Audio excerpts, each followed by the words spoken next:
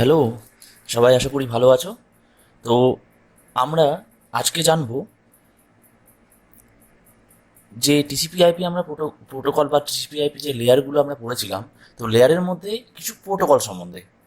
তো প্রথমেই বলে রাখি এই সম্পর্কে যে প্রোটোকলটা কি। প্রথমে আসবে প্রোটোকল।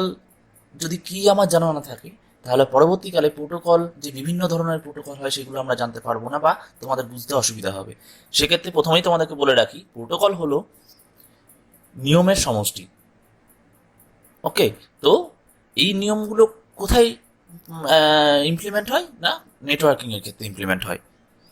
অর্থাৎ কি, a set of rules is called protocol.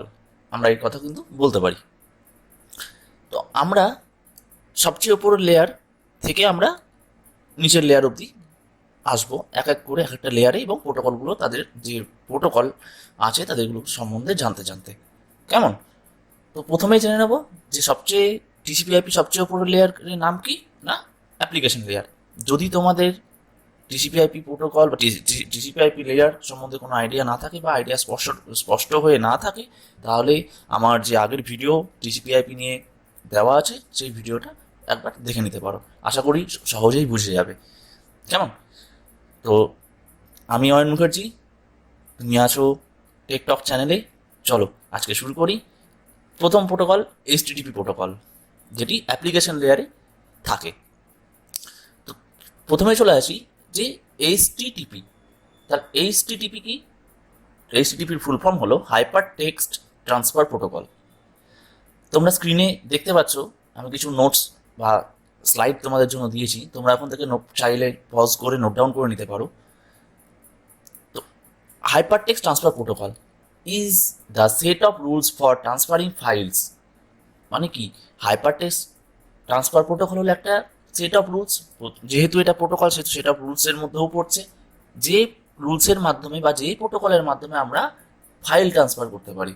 এবার ফাইল বলতে কি কি আসছে? ফাইল বলতে টেক্সট আসছে, ইমেজ আসছে, সাউন্ড আসছে, ভিডিও, এবং যে কোনো মাল্টিমিডিয়া ফাইলস বা ফাইলস।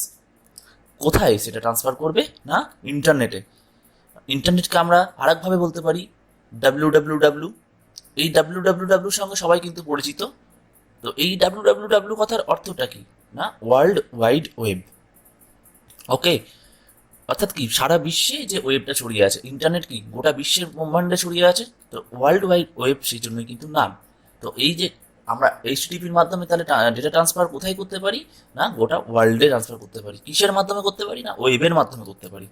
এটা next, communication between client computers and web server is done by sending HTTP request and receiving HTTP response.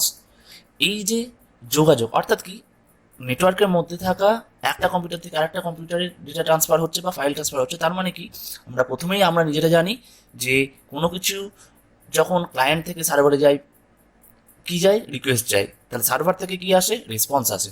সেরকম এখানেও কিন্তু তাহলে রিকোয়েস্ট এবং রেসপন্স থাকবে।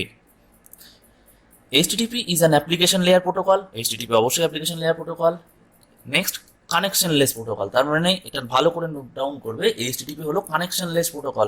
কানেকশনলেস প্রোটোকল সম্বন্ধে যদি আইডিয়া না হয়ে থাকে বা যদি না জেনে থাকো বা যদি কোনো কনফিউশন থাকে, আমার আগের ভিডিও আছে, অবশ্যই সেখানে একবার জেনে নাও, দেখে নাও, সহজে বুঝে যাবে। যদি কোনো কনফিউশন থাকে অবশ্যই কমেন্টে জানিয়ে দিও, অ্যান্সার আমি দিয়ে দেবো। নেক্সট হচ্ছে স্টেটলেস প্রোটোকল। ওকে। তো স্টেটলেস প্রোটোকল, স্টেটলেস, কোনো স্টেট নেই। Okay. Next, HTTP session consist of 3 phases। মানে এইচটিটিপি সেশন, সেশন বলতে কি হচ্ছে না, এইচটিটিপি একটা যে পিরিয়ডটা, সেশন বলতে কি বোঝায়, একটা সেশন, তুমি এই সেশন থেকে 3 মাসের জন্য হয়তো কোনো কোর্সে অ্যাডমিট হয়েছো, অ্যাডমিশন নিয়েছো, বা 6 মাসের জন্য অ্যাডমিশন নিয়েছো, বা কোনো সেমিস্টার 6 মাস অন্তর অন্তর হয়। তার মানে কি, প্রত্যেকটা সেমিস্টারের সেশন কত, 6 মাস, মানে পিরিয়ডটা। তার মানে কি, এইচটিটিপি যখন ফাইল ট্রান্সফার করে বা কোনো কিছু ট্রান্সফার করে, তার একটা এগেনস্টে সেশন তৈরি হয়। ওই সেশন 3টে ফেজে হয়। The client establish a TCP connection. যখন আমরা কোনো ফাইল ট্রান্সফার করি, প্রথমে আমাকে টিসিপি কানেকশন এস্টাবলিশ করতেই হবে, প্রতিষ্ঠা আমাকে টিসিপি কানেকশন লাগবেই, আমরা সবাই জানি। Next, the client send it request and then waits for the answer. তারপর কি করে, ক্লায়েন্ট তখন রিকোয়েস্ট সেন্ড করে এবং ওই পাশ থেকে অ্যান্সারের জন্য অপেক্ষা করে থাকে। The server processes the request and sends back its answer containing a status code and the appropriate data. তারপর সার্ভার কি করে, যখন রিকোয়েস্টটা পাওয়ার পরে সেটাকে প্রসেস করে যে যেটা তোমার চাই সেই ডেটাটাকে অ্যাপ্রোপ্রিয়েটলি তোমার কাছে পৌঁছে দেয়। কিসের সাথে? সঙ্গে স্ট্যাটাস কোড বা স্ট্যাটাসের সঙ্গে। ওকে, নেক্সট তারপরে কি হয়, তোমার কাছে রেসপন্সটা চলে আসলো, তারপর কানেকশনটা কিন্তু ক্লোজ হয়ে যায়। Okay, next method. HTTP supports several different request commands called HTTP methods. Every HTTP request message has a method. তার মানে কি? মেথড মানে প্রসেস, পদ্ধতি। তাহলে প্রত্যেকটা জিনিসের যেমন একটা পদ্ধতি থাকে, এখানেও কিন্তু প্রত্যেকটা জিনিসের বা রিকোয়েস্ট বা রেসপন্সেরও কিন্তু একটা পদ্ধতি থাকে। The method tells the server what action to perform. এই যে HTTP রিকোয়েস্টটা যখন করছি তার ভেতরে যে পদ্ধতিটা থাকছে, ওই পদ্ধতিটা কি সাহায্য করছে না সার্ভার কি কাজটা করবে তাকে একটা ধরনের বলতে পারো ইনস্ট্রাকশন দিচ্ছে বা তাকে একটা পদ্ধতিটা বলে দিচ্ছে, তাতে সার্ভারের সুবিধা হচ্ছে। তাহলে তুমি এটা ইনডাইরেক্টলি ভাবো, তাহলে তোমার ডেটাটা ফার্স্ট তোমার কাছে আসছে, তাই না? নেক্সট HTTP রিকোয়েস্টে এবং HTTP response. HTTP request response আমি প্রথমেই বললাম, HTTP রিকোয়েস্ট এবং HTTP রেসপন্স এই দুটো নিয়ে কিন্তু গোটা কমিউনিকেশনটা হচ্ছে। তোমরা উপরে স্ক্রিনেই দেখতে পাচ্ছ যে HTTP রিকোয়েস্ট রেসপন্সের এগেনস্টে আমি একটা ক্লায়েন্ট এবং সার্ভার গঠন করেছি বা ছবি দিয়েছি। সেই ছবিতে একদিকে রিকোয়েস্ট যাচ্ছে সার্ভারে এবং সার্ভার থেকে রেসপন্স আসছে, মাঝখানে কি যাচ্ছে? ওয়ার্ল্ড ওয়াইড ওয়েব অথবা ইন্টারনেট। তো কীভাবে হচ্ছে আমরা সামান্য ওপরের ছবিটা থেকেই ক্লিয়ার হয়ে যাব। Communication between clients and server is done by request and responses.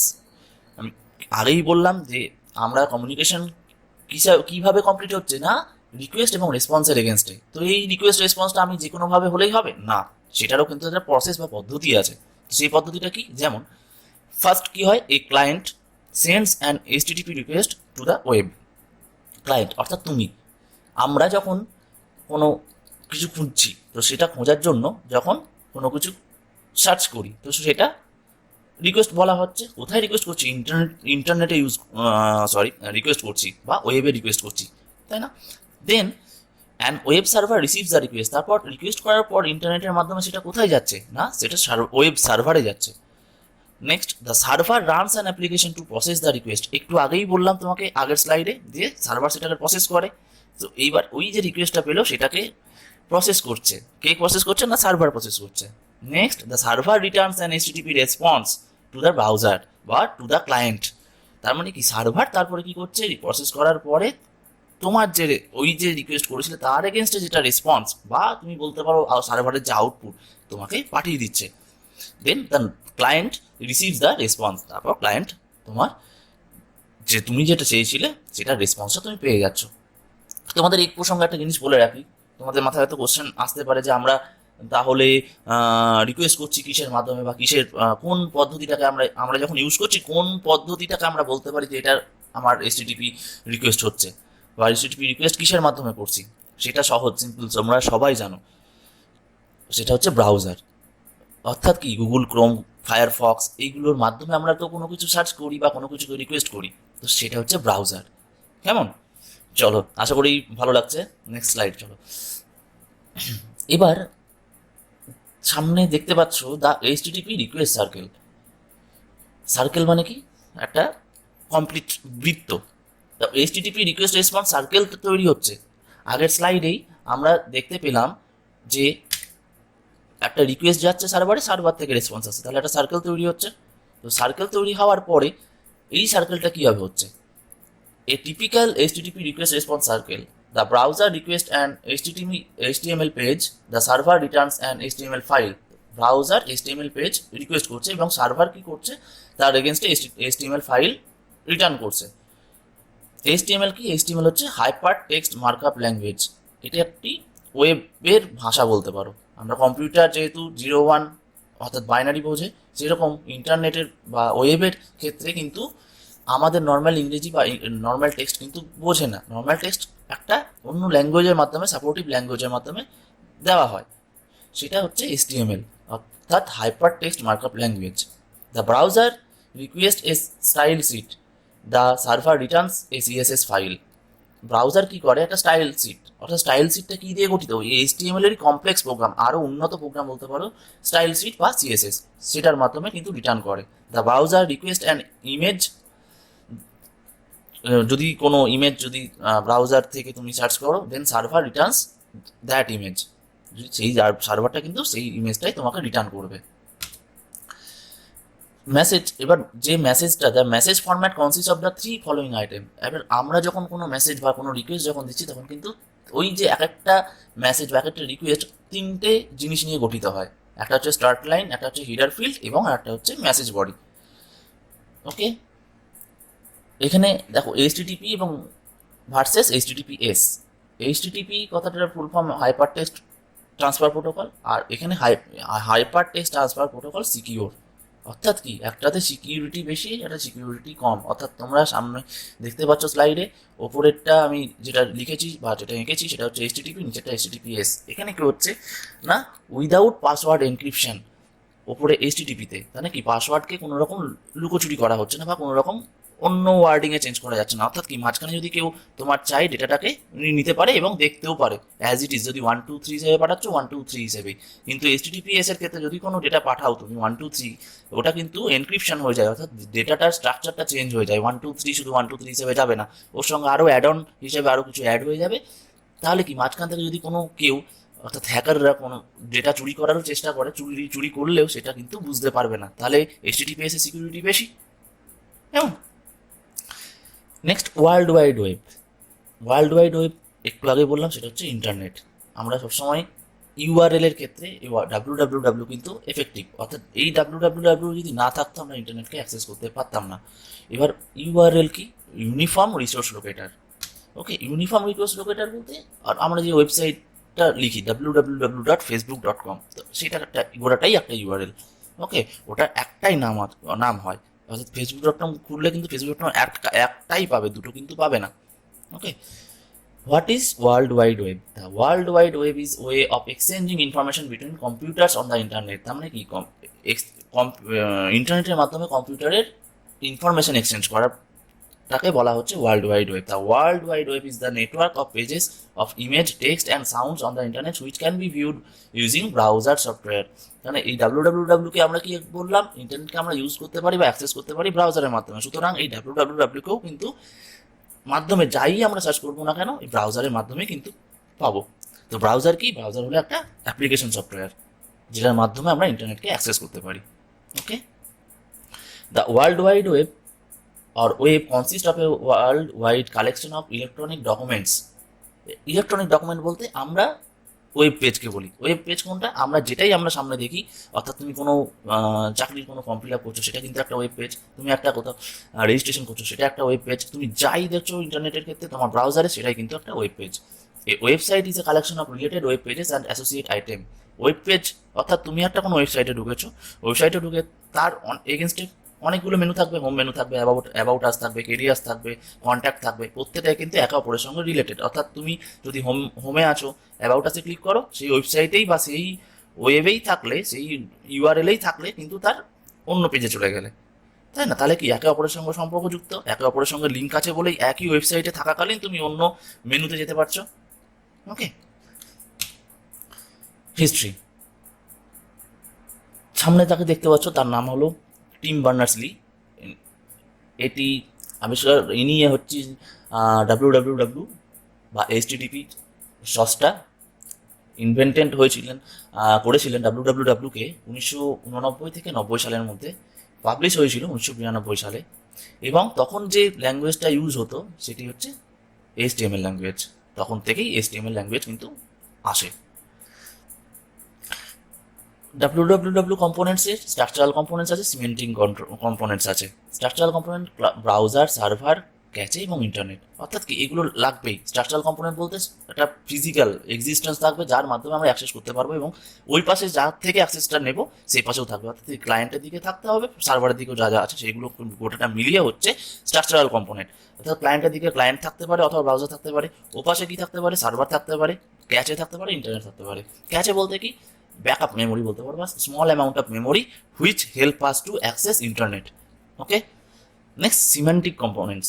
Semantic components বলতে এটাও কিন্তু জরুরি, স্ট্রাকচারাল কম্পোনেন্টস এবং সিমেন্টিক কম্পোনেন্টস দুটোই কিন্তু দরকার ডাব্লিউর জন্য। দেখো এখানে hyper text transfer protocol, hyper text markup language, XML এবং ইউআরএল, এই চারটেই দরকার। এই চারটে নিয়েই তোমাদের কিন্তু একটু আগেই বললাম, গোটাটাই কিন্তু রিলেটেড ব্যাপার। যদি এই কটা না থাকে তাহলে আমি ডাব্লিউকে ইউজ করতে পারবো, না পারবো এইচটিটিপি কে ইউজ করতে, না পারবো সার্ভারকে অ্যাক্সেস করতে, বা সার্ভার থেকে না পারবো কোনো ডেটা নিতে।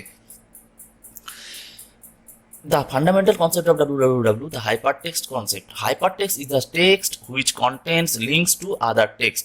তাহলে এই যে হাইপারটেক্সট কথাটা আমি বলে যাচ্ছি, হাইপারটেক্সট কথাটার অর্থ হলো ওই টেক্সট কিন্তু নর্মাল টেক্সটের মতো নয়। ওই টেক্সটে যদি তুমি কোনো কিছু স্পেশাল বৈশিষ্ট্য থাকে, যাতে তুমি ওই ওই টেক্সটের ভেতরে কিন্তু একটা লিঙ্ক ভরা থাকে। এবার বলবে যে লিঙ্কটা কিসের? লিঙ্কটা হচ্ছে ওয়েবসাইটেরই লিঙ্ক বা ওয়েব পেজের, আদার্স কোনো ওয়েব পেজের link. Okay, the hypermedia concept. Hypermedia is a term used for hypertext which is not constrained to be text. It can be include graphics, video, sound. Hypermedia বলতে যেগুলোর সঙ্গে সঙ্গে hyper টেক্সটের সঙ্গে সঙ্গে অ্যাটাচ করা যাচ্ছে media, sound, graphics etcetera. Hyper text, hyper মিডিয়ার যদি কোনো ডিটেলস জানতে চাও বা পার্থক্য জানতে চাও, সামনে স্ক্রিনে দেখতে পাচ্ছ, নোট ডাউন করে নিতে পারো। Okay, web browser, web server এবং ইউআরএল, এই তিনটে তোমাদের স্ক্রিনে দেখতে পাচ্ছ। এই web browser displays a web document and enables user to access web documents. তোমাদের একটু আগেই বললাম, আমাদেরকে সাহায্য করে ইন্টারনেট অ্যাক্সেস করতে, ওয়েব পেজ অ্যাক্সেস করতে এবং ওয়েবের ডকুমেন্ট অ্যাক্সেস করতে। Web server, this is a program that waits patiently for the browser to request web page.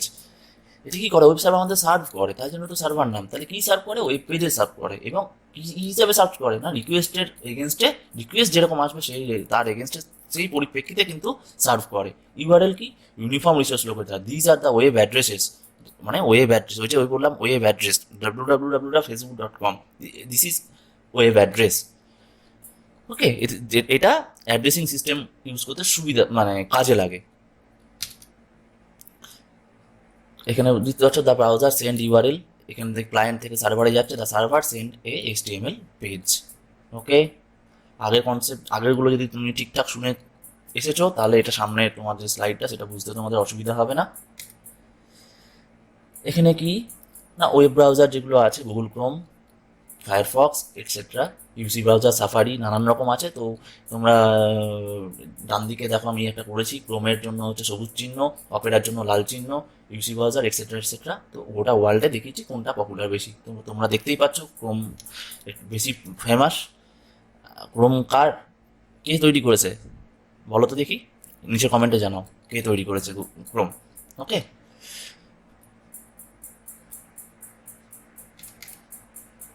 so www is a way of exchanging information. Tim Berners-Lee invent the www. Okay, www constructed using HTML. Internet and www are two different concepts. Okay, আশা করি তোমাদের ভালো লাগলো। তো যদি কোনো confusion থাকে অবশ্যই নিচে কমেন্টে জানাও, যদি কোনো কিছু কোয়ারিজ থাকে অবশ্যই নিচে কমেন্টে জানাও।